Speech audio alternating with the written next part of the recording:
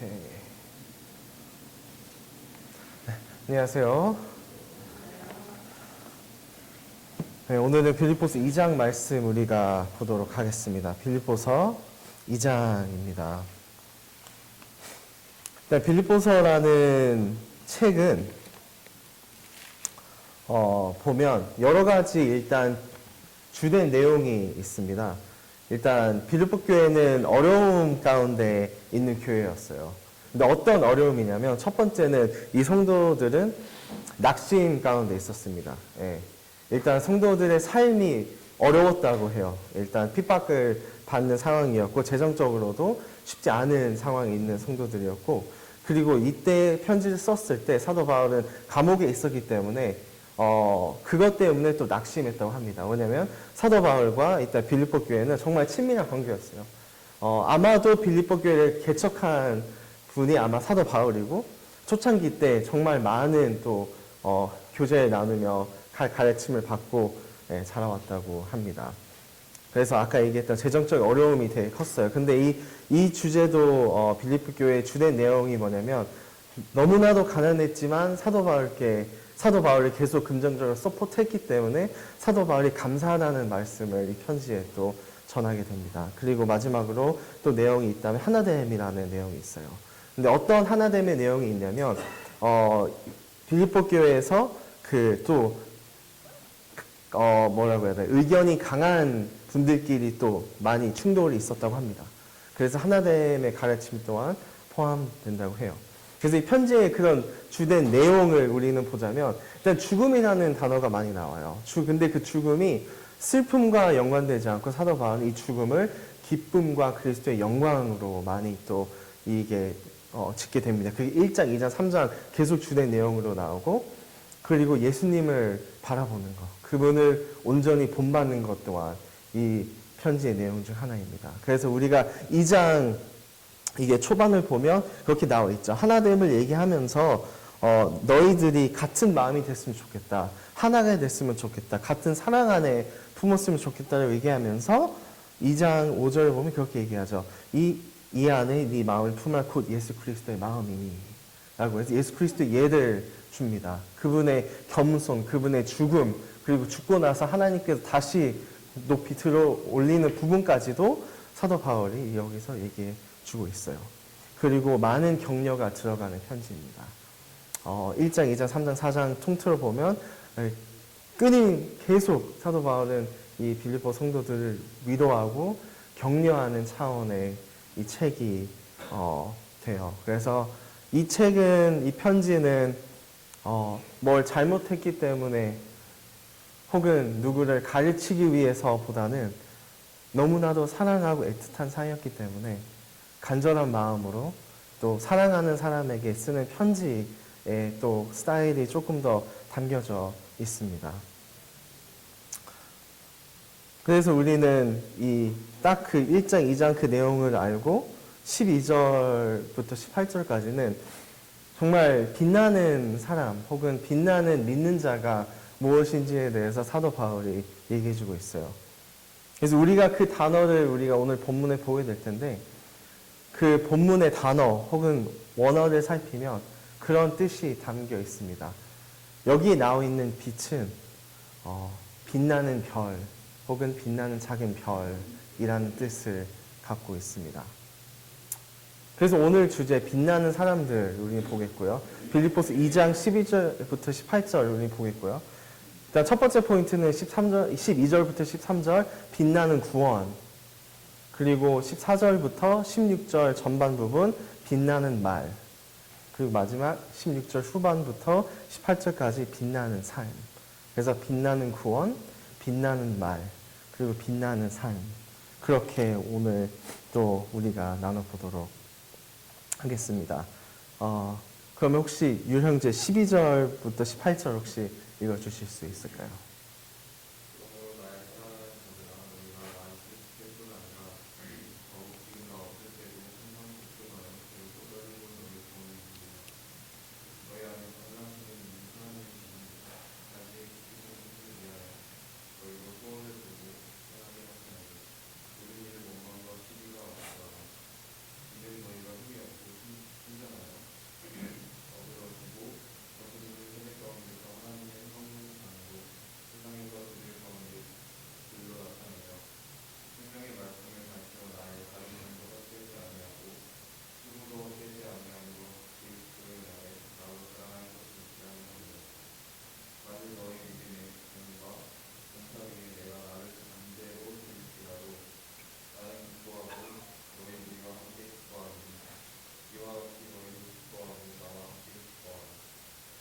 네, 감사합니다. 12절 첫 부분, 그러므로 나의 사랑하는 자들아 로 시작해서 12절 마지막 부분은 너희 구원을 이루라 라고 얘기해주고 있거든요. 여기서 첫 번째 이 빛의 특징, 빛나는 구원은 이 구원을 이루라 라는 명령이 우리에게 주어집니다. 일단 이 구원을 이루라 라는 게 어떤 뜻인가 얘기했을 때는 얼핏 보면 우리가 스스로 구원을 만들어내서 얻으라 라고 들릴 수 있거든요. 근데 우리는 일단 여러 성경 구절 봤을 때는 우리가 전혀 우리 구원은 우리 스스로 얻을 수 없는 것이죠. 한마디로 이것은 행위 구원을 얘기하는 것은 절대로 아닙니다. 어떻게 보면 여기는 믿는 자들이 구원을 이루어야 된다는 부분이 있어요. 그러면 과연 우리가 믿는 자 측면 가운데 봤을 때 여기서 사도 바울이 나의 사랑하는 자들아 너희 구원을 이루라 라는 했을 때 과연 어떤 뜻을 담고 있을까라고 했을 때는 구원의 증거를 네가 구원을 받았다는 증거를 살아내고 계속 개선, 개발해 나가야 된다라고 얘기해주고 있어요. 영문을 보시면 working out your salvation 이라고 표현해주고 있습니다. working out. 근데 이 working out이라는 단어를 보면 정말 이 스스로 개발해 나가다, 고쳐나가다, 개선해 나가다는 뜻이 있거든요. 마치 화가가 그림을 그릴 때 그리고 다시 지우고 생각해내고 다시 또 다음 부분을 그려내고 완성될 때까지 그런 예가 있고 또 어떤 약간 미케닉이 계속 고치는 완성해야 될 작품이 있다면 그 파이널 작품을 위해서 프로덕트를 위해서 계속 뭐를 고치고 뜯어내고 다시 뭘 피고 다시 또 새로운 파트를 정립시키고 만들어 나가는 그렇게 개발해 나가는 우리의 구원 또한 그렇게 해야 된다는 얘기를 사도 바울이 얘기해주고 있습니다.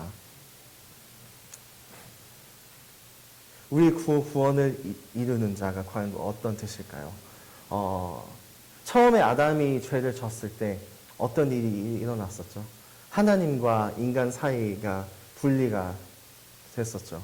그리고 우리가 그리스도를 통해서 구원을 받았다고 했을 때 어떤 뜻이 있나요? 다시 그 분리된 관계가 다시 맺어진 그런 상태이잖아요. 근데 그럼 과연 이제는 다시 맺어진 관계니까 너희 구원을 이루라 라는 뜻은 어떻게 보면 모든 것이 다시 이루어진 관계 가운데 그 시작점이 되어야 된다는 뜻입니다. 그게 바로 우리 구원을 이루는 자는 바로 하나님과 끊임없이 믿는 자로서 교제 나누는 사람이라고 얘기해주고 있습니다. 계속 하나님과 걷는 자이며 지속적으로 꾸준히 하나님 안에서 성장하는 사람을 우리는 알 수가 있죠. 그래서 과연 우리의 삶 가운데 한번 우리가 돌아볼 수 있는 포인트는 나는 과연 꾸준히 지속적으로 성장하는 하나님의 자녀가 되고 있는가? 계속 조금씩 그 밝기가 커지는 나는 빛나는 별이 되고 있는가? 라는 점을 우리는 한번 돌아볼 수가 있습니다. 근데 여기서 그러면 오케이 우리가 해야 될 거 구원을 이루자잖아요. 근데 12절은 어떤 마음으로 그걸 해야 되는지도 얘기해주고 있습니다. 12절에 이렇게 나와 있죠. 후반 부분인데 복종하여 두렵고 떨림으로 너희 구원을 이루라 라고 얘기해주고 있습니다. 두렵고 떨림으로 혹은 긴장된 상태로 혹은 조금은 그래도 두려운 상태로. 근데 과연 우리는 어떨 때 두렵고 떨리는 긴장되는 상태인가요?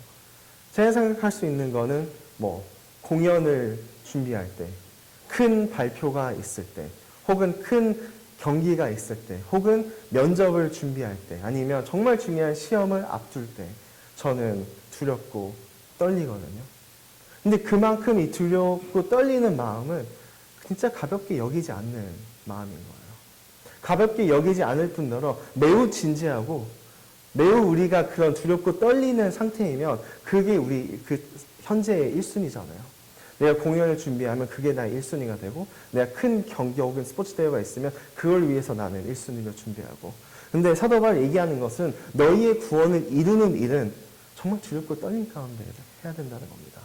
그만큼 우리 인생에서 우리의 삶 가운데 너무나도 중요하고 우리가 정말 진지하게 대해야 되고 우리가 정말 큰 우선순위에 두어야 되는 게 바로 믿는 자로서 우리 구원을 이루는 것입니다.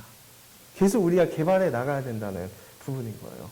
근데 이 두렵고 떨리는 단어를 조금 더 살펴보면 그냥 우리가 뭐 흔히 그냥 두렵고 떨림만 있는 것뿐만 아니라 경외감, 경이로움이 또 있는 겁니다. 근데 영어로는 그게 awe예요. A-W-E, awe. 근데 그게 뭐냐면 그런 단어가 그때 쓰여집니다. 내가 하나님 앞에 처음으로 나는 1대1로 마주 봤을 때, 그분의 얼굴을 봤을 때 나는 경외감에 나는 놀라고 정말 아무 말 할 수 없을 정도로 나는 그런 상태에 있다. 그게 바로 경외감, 경이로움이거든요. 근데 그런 얘기를 하고 있습니다. 참 우리가 우리 구원을 이루는 데 있어서 경외감을 포함한다면 우리의 구원이 계속 우리가 성장할수록 새로워진다는 거예요. 새로워지는 것뿐만 아니라 우리의 구원을 생각했을 때, 다시 예수님을 새롭게 생각했을 때, 다시 주님께 돌아가고 그분에 성장했을 때 감격과 감동이 있을 거라는 거예요. 그만큼 이 믿음 생활이 살아있는 우리는 그리스도인의 생활을 하게 된다는 것을 사도 바울이 여기서 또한 얘기해 주고 있습니다.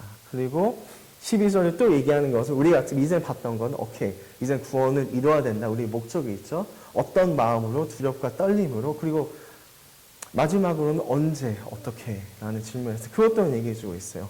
12절 중반 부분에 나 있을 때뿐만 아니라 내가 없을 때도 라고 얘기해 주고 있습니다. 사도 바울은 알고 있었어요. 얼마나 사도 바울의 존재가 빌립보 교회에 컸는지를. 근데 우리 또한 인간적으로 그렇게 생각이 들어요. 정말 내가 존경하고 내가 배울 수 있는 형제님이 혹은 자매님이 사도 바울만큼의 형제 자매님이 우리 교회에 있었다면 그만큼 저는 격려를 받고 도전을 받을 것 같아요. 질문이 있을 때 항상 갈 수 있고 그분의 말에 귀 기울여 경청해서 난 저 사람처럼 정말 그리스도인 삶을 살고 싶다. 그 사람처럼 내 구원을 이루고 싶다라고 저도 생각할 것 같아요. 근데 사도 바울은 이 빌립보 교회를 너무나도 사랑했어요. 그래서 그 사도 바울이 얘기한 거는 내가 있을 때뿐만 아니라 내가 없을 때 더욱더 너희들이 이렇게 살았으면 좋겠다. 내가 없을 때 더욱더 너희들이 하나님과 가깝게 지내고 너희들이 더욱더 성장하고 꾸준하게 하나님 안에서 자랐으면 좋겠다라고. 그래서 어떻게 보면 이 12절만 봤을 때 사도 바울의 그 뭐라고 해야 되나 마음이 담겨져 있는 걸 우리는 볼 수가 있어요. 그래서 우리 또한 이게 좀 도전이 되겠죠. 이게 어떠한 사람이 있건 없건, 뭐 내가 존경하는 사람이 옆에 있건 없건 간에 사람의 영향을 받지 않고 우리는 예수님만 바라보면서 걸어가야 되는 길이 바로 구원을 이루는 삶이 아닌가라는 생각이 듭니다.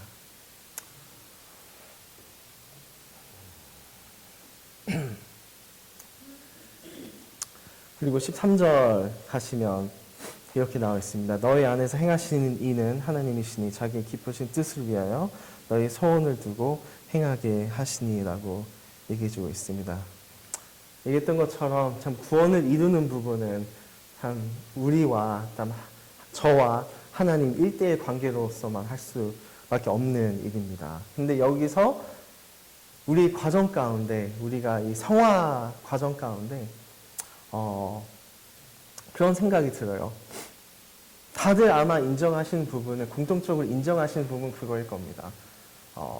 나의 구원은 초자연적인 것이었다. 맞죠? 왜냐하면 자연적으로 우리가 스스로 우리 죄를 용서할 수가 없었고 우리 죄를 없앨 수가 없었잖아요. 예수님께서 이 세상에 들어와 초자연적으로 우리를 구원하셨습니다. 그 부분은 아마 모두가 인정할 거예요. 저 또한 그 부분 생각했을 때는 인정할 수밖에 없는 부분이고요. 근데 이상하게도 우리 구원에 있어서는 저는 초자연적인 일이었다라고 얘기하는데 성화, 내가 그리스도인으로서 살아가는 데 있어서는 갑자기 나는 이거는 갑자기 100% 나의 일이야. 더 이상 초자연적인 게 아니고 다 자연스러운 거야. 내가 이뤄야 될 부분이야 라고 생각하는 경향이 있는 것 같습니다. 근데 13절에 있는 부분은 사도 바울은 그렇게 얘기합니다. 너희 안에 행하신 이는 하나님이다.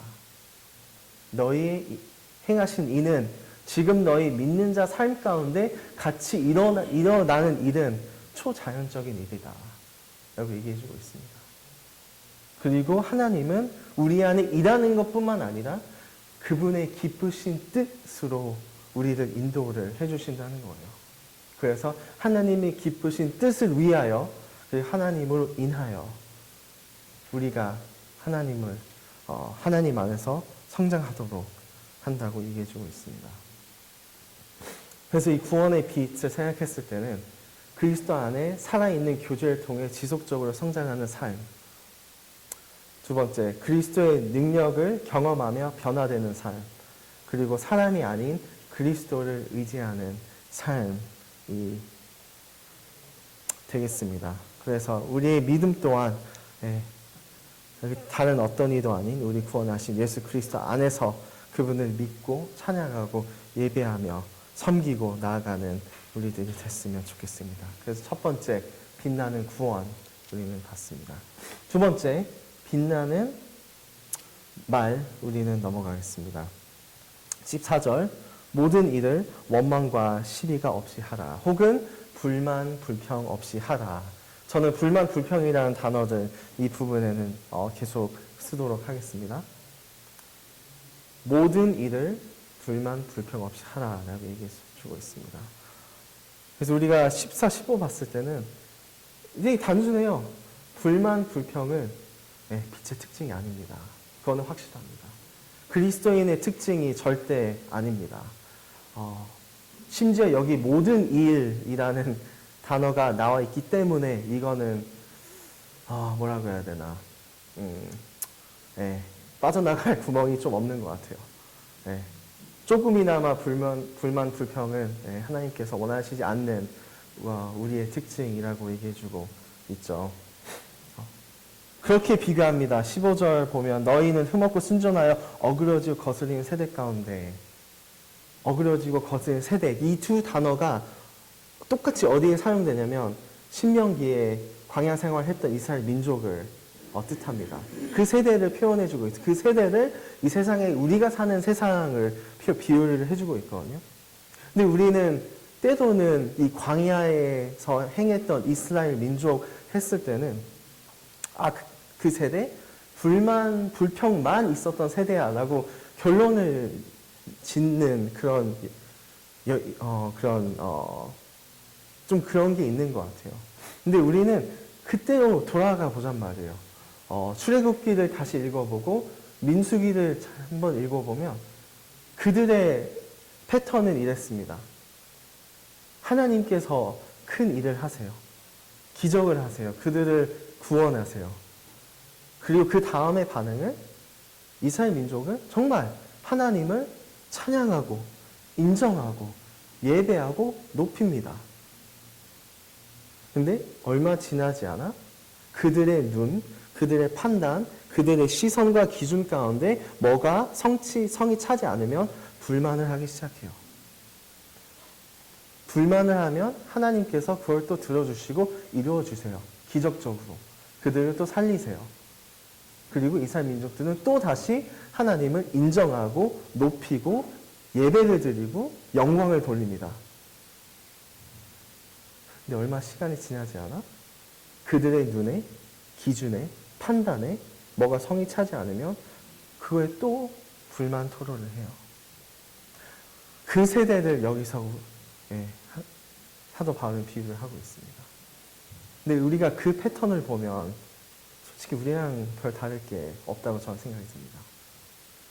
우리 또한 하나님께 구원을 받았고 구원을 받았을 때 하나님을 인정했고 높였고 찬양드렸고 영광을 돌립니다. 그리고 우리 삶 가운데 우리 기도가 응답되면 그리고 어떤 간증과 고백이 드러나면 정말 하나님께 영광받은 사건이 있으면 우리는 하나님을 높이고 찬양하고 인정합니다.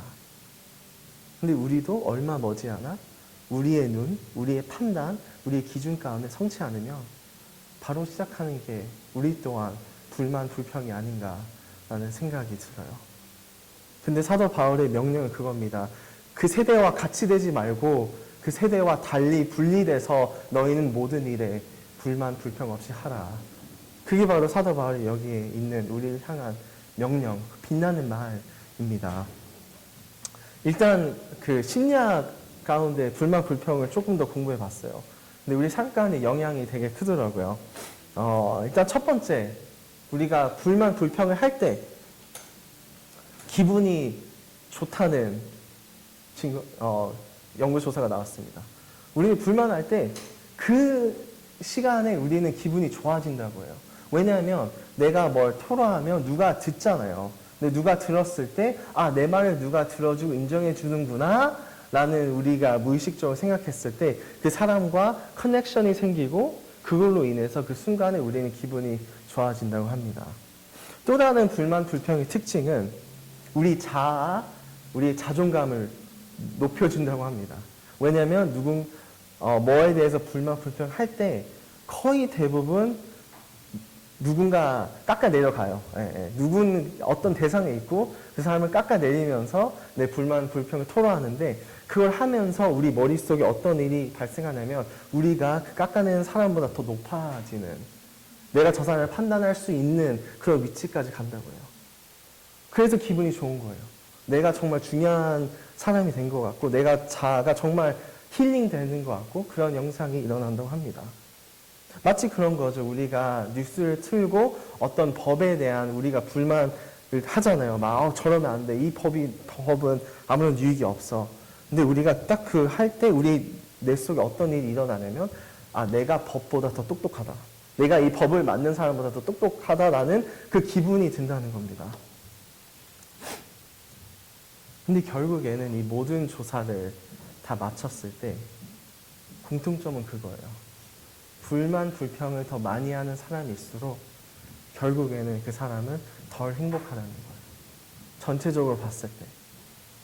한번 잘 생각해 보자고요. 불만 불평의 특징은 그때그때 순간순간 기분이 좋아요. 근데 그걸 더 많이 할수록 전체적인 건강은 더 안 좋아져요.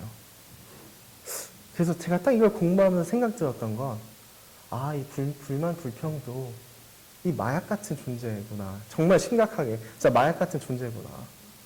그때 하면 기분이 좋지만 결국에는 나는 정말 행복하지 않고 감사하지 않고 그런 것들을 전혀 모르는 사람이 점점 더 되어가는구나.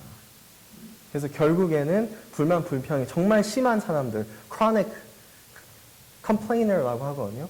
그 사람들은 결국에는 피해의식 속에 살고 점점 더 왜곡되고 친구, 가족 잃고 그렇게 결국에는 된다고 합니다. 그래서 여기서 불만 불평 사도 바울이 안 좋은 거라고 하지 않았을까요? 왜냐하면 하나님의 것이었으면 다 선하시잖아요. 근데 결국에는 불만 불평 우리에게 좋을 게 없답니다. 그래서 결국에는 영적인 시야로 봤을 때 참 이 불만 불평이 낳는 것은 첫 번째, 가족, 친구, 교회를 분열시킵니다. 두 번째, 믿는 자들을 섬기는 데 있어서 섬기는 데 있어서 방해가 됩니다. 그리고 세 번째, 본인의 간증을 망가뜨립니다. 그래서 그런 특징들이 있습니다. 그러면 과연 사도 바울은 어떻게 할까요? 그냥 모든 일을 불만 불평 없이 그냥 아무 말 없이 살아라? 나는 그냥 아무 말 하면 안 된다? 나는 그냥 조용히만 살아야 된다라는 말일까요? 16절 첫 몇 단어를 보겠습니다. 생명의 말씀을 밝혀. 이 마지막 15절 마지막 부분 그들 가운데 빛들로 나타내며 생명의 말씀을 밝혀라고 합니다. 생명의 말씀을 밝히라. 근데 과연 그게 무슨 뜻일까요? 일단 불만 불평은 뭐로 하죠? 우리 입술로 합니다. 우리의 말로 해요. 근데 여기서 사도 바울이 얘기하는 것은 더 이상 그 입술로 그 말로 불만 불평을 하지 말고 그 똑같은 입술과 말로 이제는 남에게 생명이 주는 말을 해라. 라고 얘기해 주고 있습니다. 물론 이 생명의 말씀이 정말 이 성경책을 얘기하는 걸 수도 있지만 제가 봤을 때 이 문맥을 봤을 때 이 생명의 말씀은 남에게 생명을 불어주는 우리들의 말, 우리들의 선택, 언어를 얘기해주고 있는 걸로 저는 믿고 있습니다. 그래서 이 생명의 말씀을 이 밝혀라는 뜻은 두 가지 의미가 있어요. 첫 번째, 굳게 붙잡는다, holding fast라는 단어가 있고요. 두 번째, 드러내다 혹은 밝히다, holding forth라는 뜻을 담고 있습니다.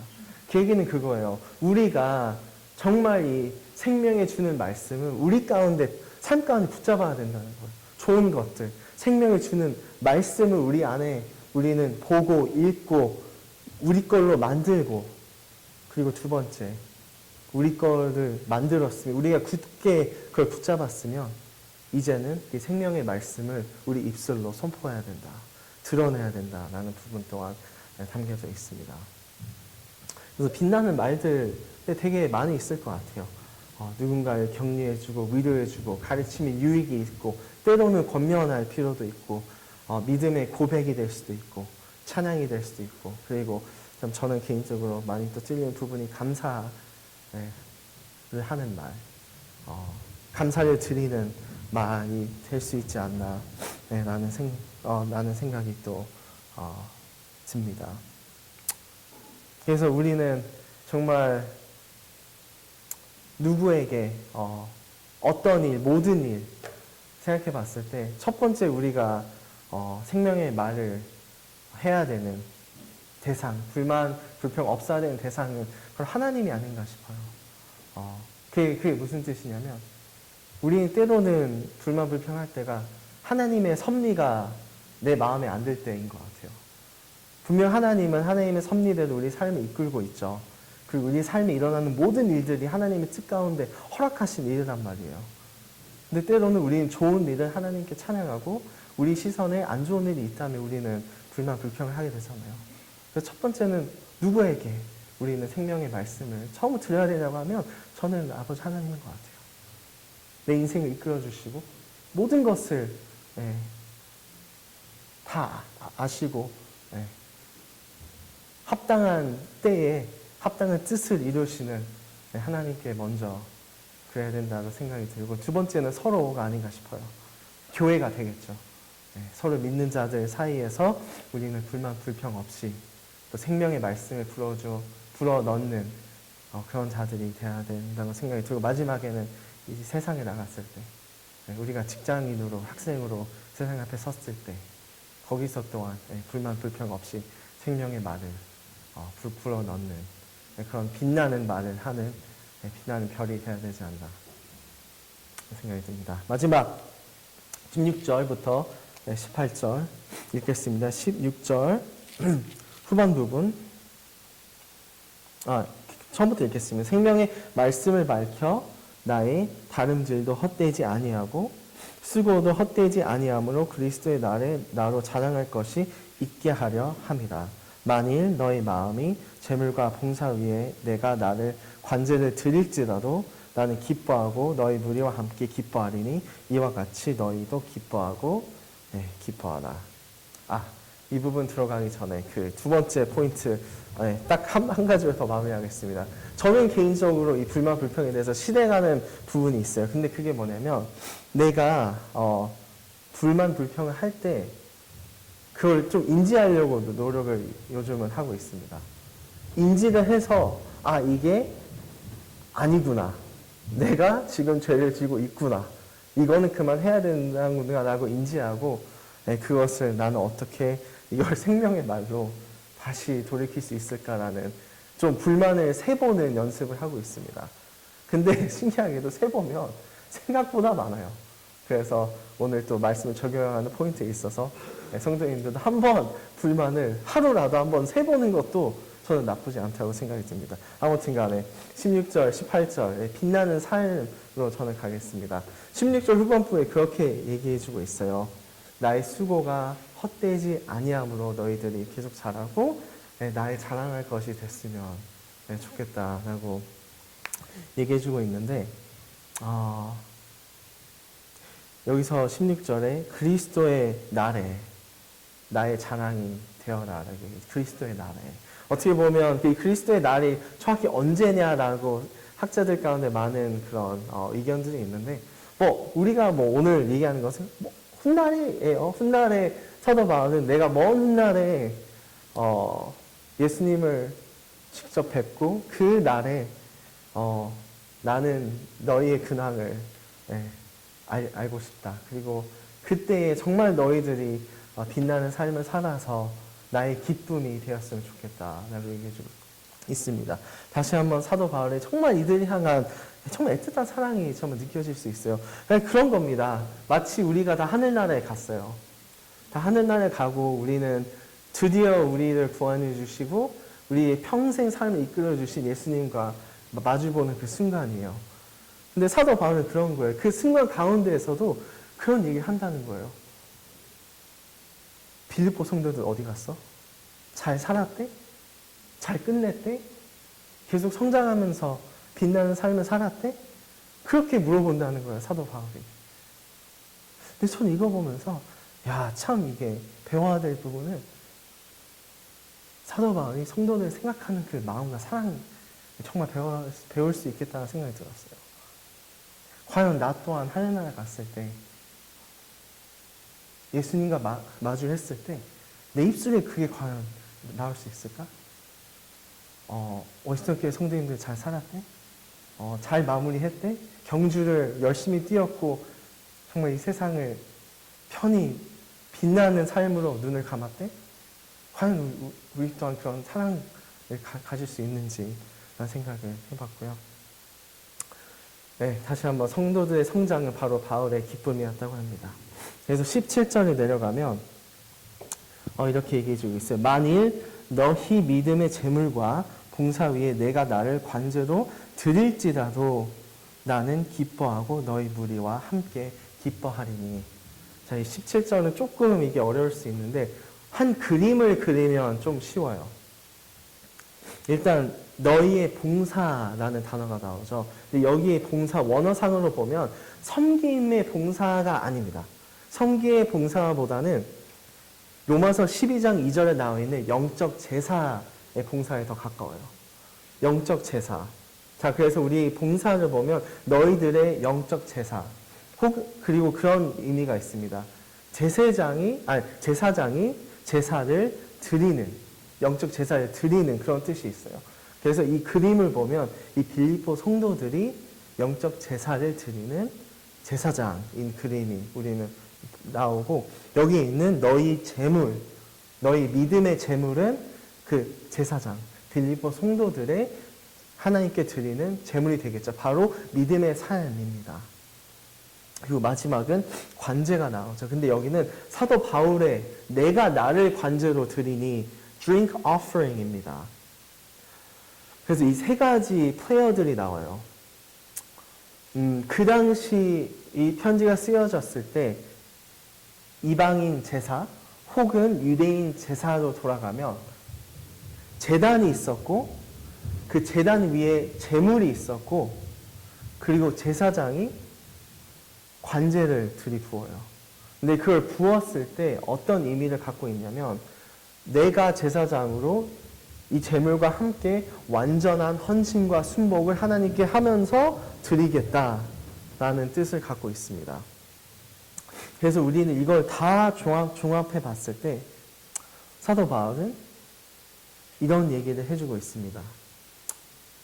빌립보 성도들의 제물이 하나님 앞에 영적 제사로 드려질 때 사도 바울의 삶이 혹은 사도 바울의 현재 감옥에 있으니까 그의 죽음이 하나님 앞에 완전한 헌신과 순복이 된다면, 그리고 그들 제사가 더욱더 드려질 수 있다면 사도 바울은 나는 참 기쁘다 라고 얘기해주고 있어요. 더 쉽게 얘기하자면 내가 이 감옥에서 죽으면 너희들은 나를 생각했을 때 낙심하지 말고 내가 너희의 믿음의 제사에 관제로 내 삶에 드려졌다라고 생각해라 라고 어떻게 보면 부탁을 하는 겁니다. 그래서 전혀 사도 바울의 죽음이 헛되지 않았고 그렇게 기억해달라고 부탁을 하고 있어요. 근데 부탁을 하면서 마지막 17절 마지막과 18절에 반복되는 내용이 있죠. 나는 기뻐하고 너희 무리와 함께 기뻐하겠다. 그런 거죠. 이게 사도 바울이 죽음이 결국 그게 끝이 나면 기뻐하고 함께 기뻐하겠다. 첫 번째 기뻐하다는 원어상의 뜻은 정말 우리가 흔히 아는 기쁨입니다. 함께 기뻐하겠다는 뜻은 조금 달라요. 단체 축하 혹은 단체 축제라는 뜻을 갖고 있습니다. 그래서 17절, 18절 좀 이상해요. 사도 바울은 얘기하는 게 그거였거든요. 내가 이 감옥에서 예수님 위해서 죽거든 너희들은 기뻐하고 함께 축제를 열자. 너희 함께 나 축하해달라 라고 얘기를 해주고 있습니다. 그와 동시에 성도들이 정말 그러므로 사도 바울의 죽음으로 인해서 더욱더 자라고 구원을 이루고 생명의 말씀을 나누고 계속 그 영적 제사의 삶을 산다면 그것 또한 바로 기쁨이고 하늘나라의 축제가 벌어질 일이다 라고 얘기해 주고 있어요. 그래서 우리가 17절, 18절 봤을 때 빛과 어둠의 차이는 너무나도 크다는 거 우리는 생각을 할 수가 있죠. 이 세상은 어떤 사랑하는 이가 죽으면 통곡과 슬픔이 있고 이 죽었을 때 그 슬픔 가운데 우리가 얘기하는 것은 정말 이 세상은 좋은 사람을 잃었다 라고 얘기하잖아요. 근데 우리 믿는 자 빛은 어떤가요? 사랑하는 빛이 죽었을 때 우리는 정말 기뻐하고 축하하고 우리는 그렇게 고백할 수가 있죠. 하늘나라의 한 빛을 얻었다. 우리는 얘기할 수가 있죠. 그래서 결국에는 이 마지막 포인트, 빛나는 삶은 결국에는 그런 삶이 아닌가 싶습니다. 초자연적인 기쁨을 경험하며 영적 제사를 드리는 삶입니다.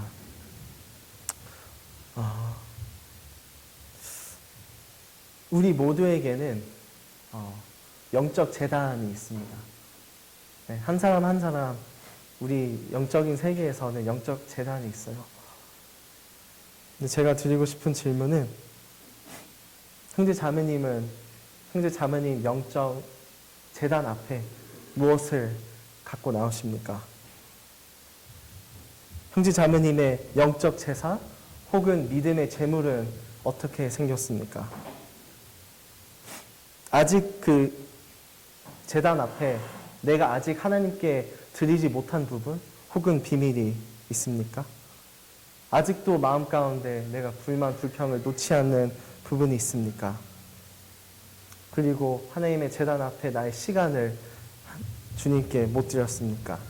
아니면 내 영적인 제단 앞에 아무것도 없습니까?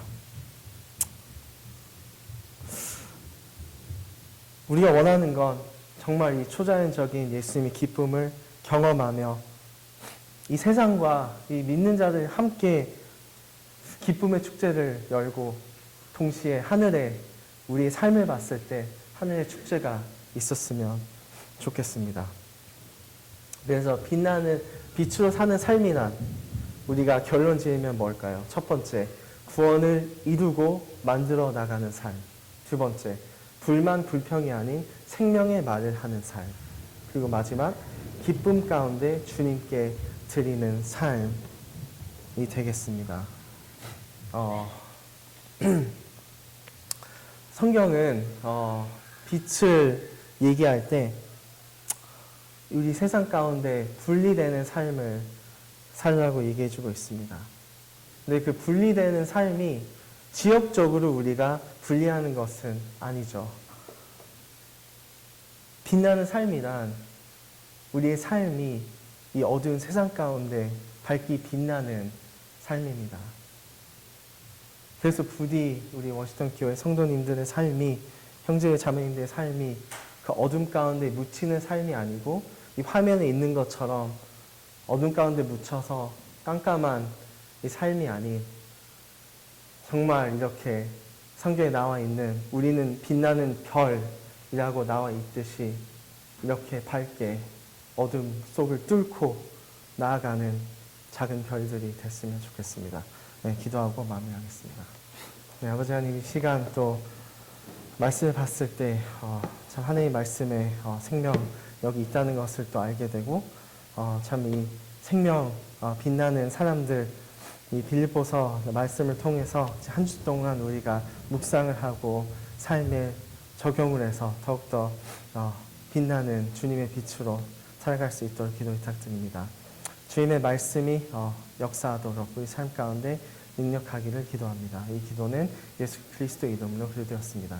아멘.